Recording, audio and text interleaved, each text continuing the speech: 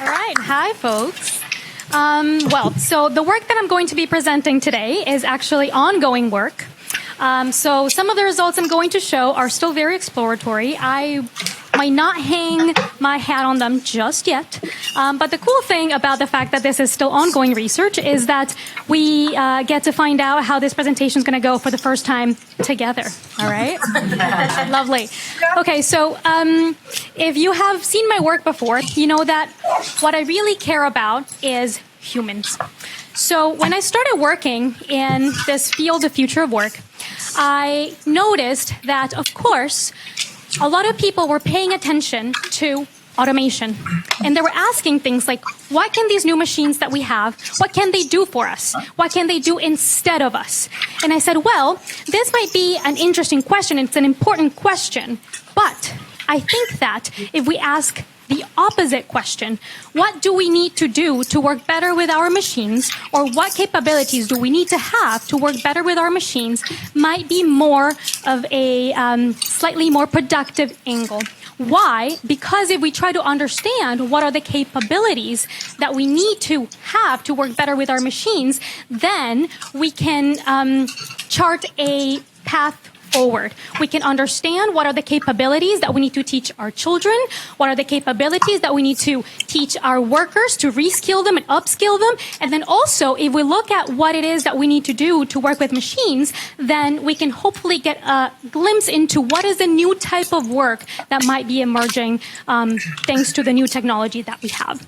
So my entire kind of work that I've been doing has been trying to shift the narrative from the focus on automation to augmentation.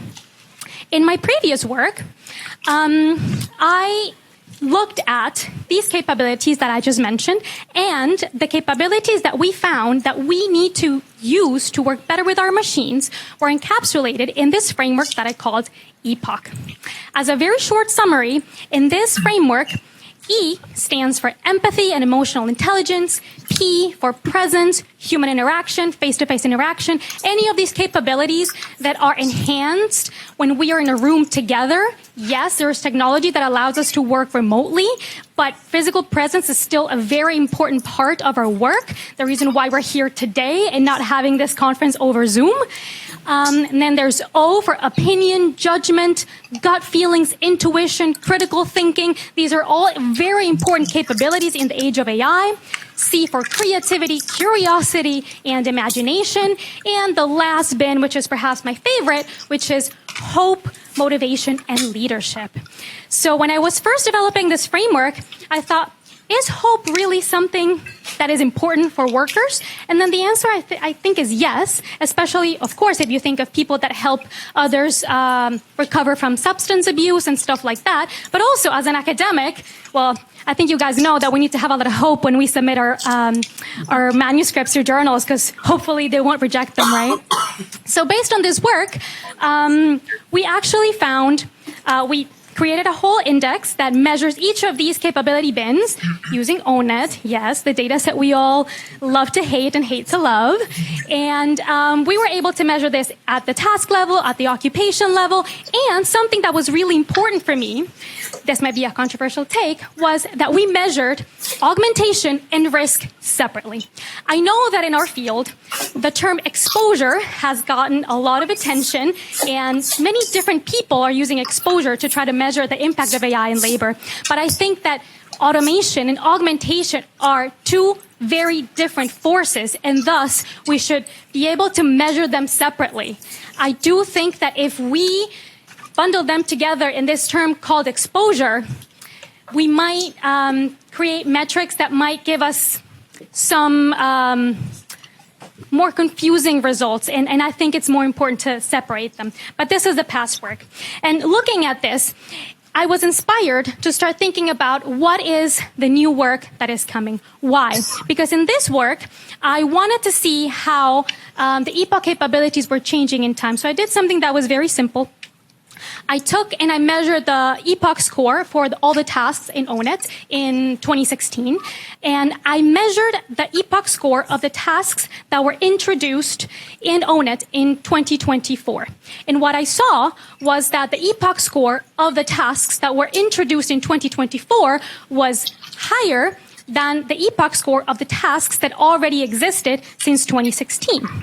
And when you look at the tasks that also disappear between 2016 and 2024, you do see that the epoch score is also significantly lower than the ones that exist and the new tasks that were introduced. So I started thinking, well, while I might not be able to predict exactly what are the new tasks that are going to be introduced, maybe I can start to figure out what are the features or what are the characteristics of the new work that is coming.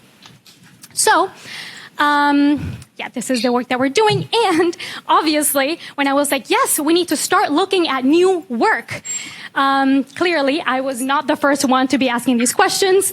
David Otter had already asked this question last year, and he tried to predict or understand the content of new work, but he did it with a different data set. And the way that he was doing it was trying to understand new work by looking at the emergence of new occupational titles. And while I do think that this is a very creative approach, what I care about are tasks, because I do think sometimes looking at just titles might not give us a full picture, because we all know that maybe the title remains the same, but the content of work changes. So that's why I wanted to look at tasks. So what we did is we took ONET, and we took all the versions of ONET since early 2000, which makes it 28 versions, 33,000 different tasks, and this is across 22 years. And we did a lot of work on trying to figure out what were the new tasks that were introduced in each version.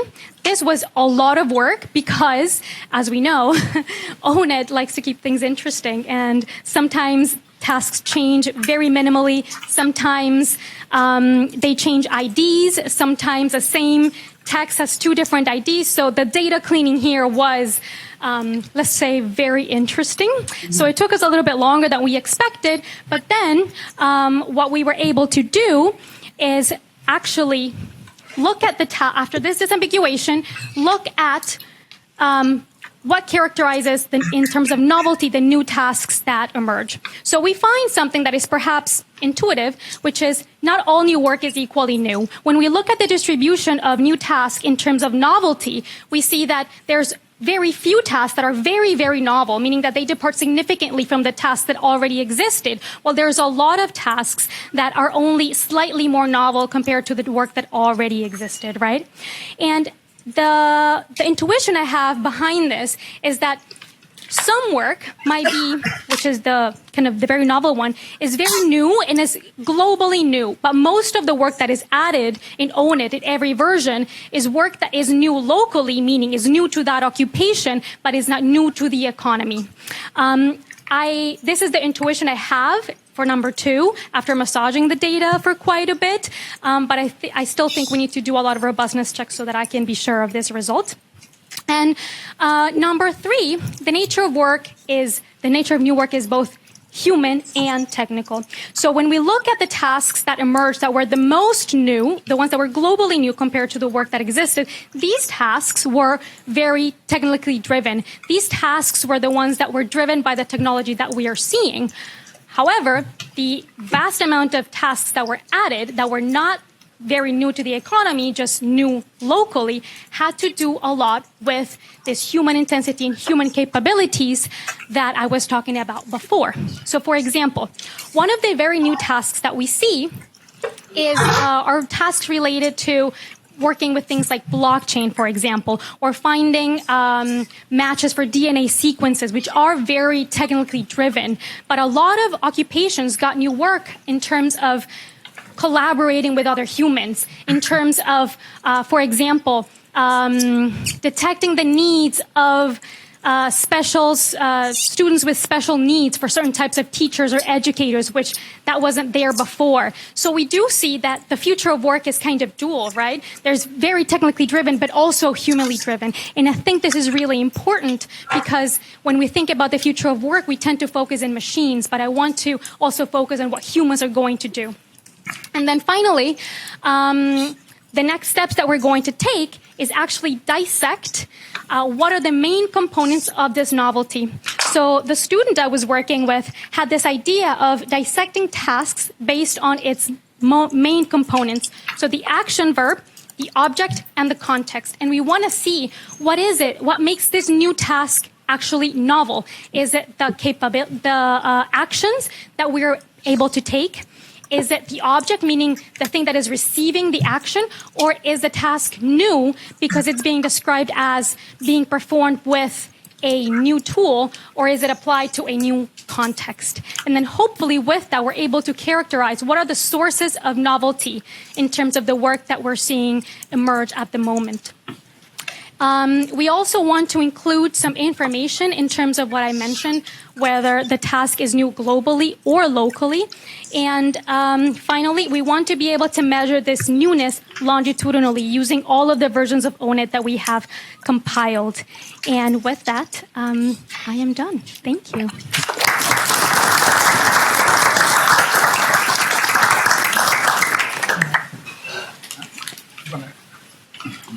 Oh, yeah, yes. What kind of tools did you use both to clean the data and to get to the insights faster? Because you have to deal with synonyms, like the skill descriptions might not have been identical in the different industries and periods of time. Like, I'm curious to know, how did you use technology to make that easier and faster? Right. Well, I'm sorry to disappoint you, but I just used Python. We use very traditional approaches. We just coded everything ourselves, and we made sure that everything, was kind of clean. We didn't use anything in particular. And ONIT is kind of already pretty standardized, even though the data is pretty messy sometimes. So, yes. Thank you. So I'm wondering, many of the questions you ask, I think another data source may be also a good one venue is the job posting data, especially to measure the labor market demand, like longitudinally. And then I think these components that actually embedded in a job posting, the job description. Have you considered using LinkUp or Burning Glass data sources? Yes, of course. Of course I have. I do think for me it's usually important to start with ONET because I think that is a data set that we all kind of work with, and it's one of the standards. I also think that obviously both ONET and job postings have their own unique limitations. So if I'm able to measure this in ONET and then I'm able to measure it using the job postings, then we can hopefully get a more kind of nuanced picture knowing what are the limitations of each data source. But of course, I do think it would be really interesting to look at this in job postings. Yes? So one clarification question. So just one clarification. It's not. Can you clarify a bit better how you establish that these tasks are human? What is the metric there? And if you have it, if you observe any time trends, since the time series is actually quite long, if you observe any trend in this humanity of the new tasks. Yes, so you're asking about how we came up with the EPOC framework. So let me get back to that. So in the beginning, it was a lot of qualitative work. With my PI, we sat down and we interviewed a bunch of different experts from, psychologists, public policy experts, economists, professors, students, grad students, lawyers. We had a huge amount of experts where we asked them, what do you think are important capabilities that you use to do your work and you think AI can't fully replace? And then after doing all of this qualitative work, we came up with the framework called EPOC. So the names I gave you are just the labels of each of the bins. But if you go and you look at the paper in the appendix, there's a table that includes all of the different capabilities that belong to each bin, right? And then that's just kind of how we determined the framework. And in order to measure it, we just used embeddings and cosine similarity to measure how much of each of these capabilities was within each task. And then we used a metric to aggregate them at the epoch level. And in terms of the trends,